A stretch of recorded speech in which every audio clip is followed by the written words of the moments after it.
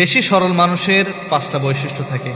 আমরা অনেক সময় দেখি সমাজের ভিতরে অনেক সহজ সরল মানুষ রয়েছে, নরম মানুষ রয়েছে, তাদেরকে আমরা বেশি মূল্যায়ন করতে চাই না।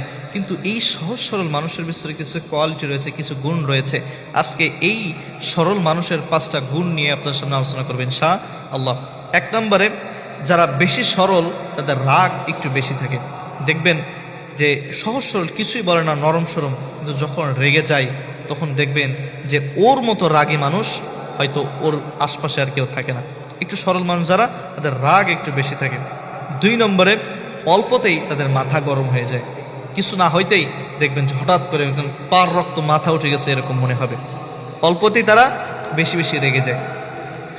তিন নম্বরে, রাগের মাথায় তারা উল্টাপাল্টা কথা বলে ফেলে, কিন্তু তাদের মনগুলো অনেক নরম থাকে। যখন রাগ আসে তখন হয়তো কিছু চিন্তা ভাবনা না করে উল্টাপাল্টা কথা মানুষের কাছে বলে ফেলে, কিন্তু তারা আদৌ প্রকৃতপক্ষে তাদের মনগুলো এরকম বা তারা স্বভাবগুলো এরকম না। চার নম্বরে, তারা মুখের উপরে মানুষের উচিত কথাগুলো বলে ফেলে, মুখের উপরে জবাব দিয়ে ফেলে। অনেক মানুষ রয়েছে দেখবেন যে কি মনে করবে এটা ভেবে তারা মানুষকে কিছু বলে না বা অনেকে সম্মান দিয়ে চলে যায়। কিন্তু এই মানুষগুলো, বেশি সহজ সরল মানুষগুলা মুখের উপরেই মানুষকে জবাব দিয়ে দেয়। সে কি মনে করবে তার যায় আসে না, একদম স্ট্রেট ফরওয়ার্ড কথা বলে ফেলে, মুখের উপরে মানুষকে জবাব দিয়ে দেয়।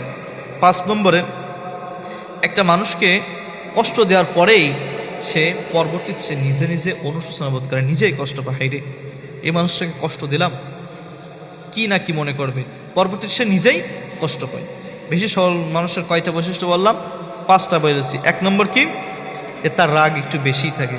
দুই নম্বর, অল্পতেই মাথা গরম হয়ে যায়। তিন নম্বরে, রাগের মাথায় সে উল্টাপাল্টা বলে ফেলে। চার নম্বরে, মুখের উপরে উচিত কথাটা মানুষকে বলে দেয়, মুখের উপরে মানুষকে জবাব দিয়ে দেয়। পাঁচ নম্বর, ঝগড়ার সময় সে হয়তো উল্টোপাল্টা বলে ফেললেও পরবর্তীতে সে নিজেই কষ্ট পায়। আমাদের সমাজের ভিতরে হর হামেশাই আমরা এরকম মানুষগুলো দেখতে পাই। অনেকে হয়তো এদের অবহেলা করলেও এদের যে ভিতরে একটা সুন্দর মন রয়েছে, যে গুণ রয়েছে, এই মানুষগুলো হয়তো অনেকেই জানে না।